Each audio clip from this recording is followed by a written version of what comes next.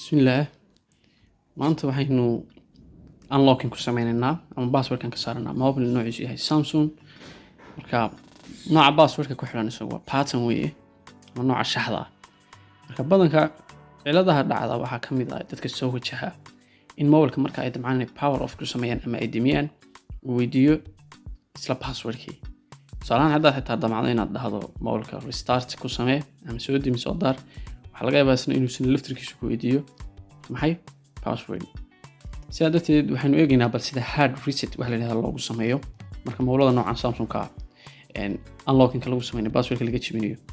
Marka koowaad waxaad side-ka ku aragtaa dhinacyadan inuu ku leeyahay button loogu talagalay in codka mid laga dheereeyo oo sare iyo mid laga gaabiyo, iyo kan saddexaad oo ah power button-kii oo isna kan laga daaro laga dimiyo.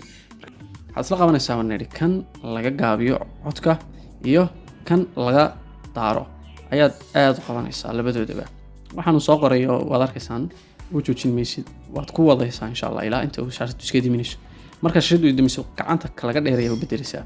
awal ka laga daaro waxaynu lahaynay maxay ka laga gaabiyo, hadda waxaan la hayaa laakiin ka laga dheereeyo. shaashada markuu codka mobilka magaciisa soo saaro waxaan ka qaaday afarta ka laga daaro, waxaan ku haynayaa kaliya badhanka sare ee codka laga dheereeyo kaliyan haynayaa. sida aragtaan markiiba wuxuu soo galay meesha lagu talagalay mobilka in passwordka laga saaro ama laga jabiyo. mobilka magaciisa wada arkaysiin waa M02S. sidaa darteed waxaad tagaysaa, waxaanu ka controlaynaa saddexdeena badhan horta, ka laga gaabiyo oo ah kan hoose iyo kan sare oo isna codka mobilka laga dheereeyo. marka waxaad hoos uga degi doontaa kan laga gaabiyo. markaa taabatid waa arkaysaa hoos buu degayaa, marka la sii taabanaysaa hoos ayuu sii degayaa, marka la taabanaysaa marka ay marayso qoraalka aad dul taagan tahay wipe data and factory reset ama factory reset oo ah in mobilka dhaqdo dhammaantii xogta ku jirto dhan waxaa dhacaysa inay is dhaqdo.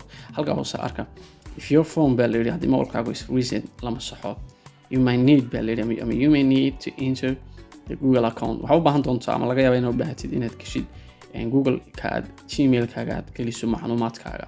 marka email address iyo passwordkana waa inaad gelinaysid. sidaa darteed associated with this phone to be able to use it again. sidaad macnihii marka aad awood u yeelato inaad u isticmaasho. kaliya waa xasuusin haddii aad mobilkaaga dhaqaysid xogta waxaad dhiganaysaa Gmail. programmada ugu caansan waxaa ka mid ah Google Drive oo kale ugu muhiimsan kuwa xogta lagu shubto. halkaa markaan joogno maxaynu dhacaysaa, waxaynu hal mar taaban doonaa badhanka laga daaro idinku eegaya xaggan action ka dhacaya. hal mar ayaan click siinayaa, maxaa soo baxay cancel iyo qoraalka kale oo ah factory data reset. hoosta waxaynu uga degaynaa ka laga gaabiyo mar taabanaya, tii hoose usoo degay. kadib waxaan taabanayaa hal mar kan codka ma ahane kan laga daaro mobilka ayaan mar taabanaya. sida halkaa hoose aad aragtaan, halkaa hoose maxaa ku qoran qaybta u hooseysa akhri qoraalka hooseeya data wipe completed. ka in mobilka complete baa lagu yidhi mobilkaaga in xogtiis ku jirtay lama saxo. marka formatting baa lagu sameynaya, mobilka wuxuu iska dhigi doonaa sidii lagu soo iibiyey. marka badhankan ku taagan yahay iminka markii la dhaqay waa maxay, waa repeat system now, inaad mobilka ama systemkaada hadda dib u soo kiciso.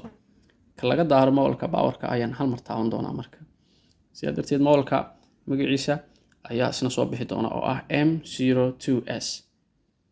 casharka haddaad fahantay waad ku mahadsan tahay. haddaad fahmin ku celcesho muuqaalka soo bilow haddaad rabtid. intaas ayuu muuqaalkeenu ku egyahay. waa sida unlocking loogu sameeyo mobile Samsung noociisu yahay. Android-ko dhan horta noocan looga saaraa. sidaa darteed muuqaalkan qaybtiisa xiga waxaan soo gelin doonaa haddii alla idmo sida isna looga saaro Gmail account-ka ama mobilada Gmail-ka haddaad ilowday.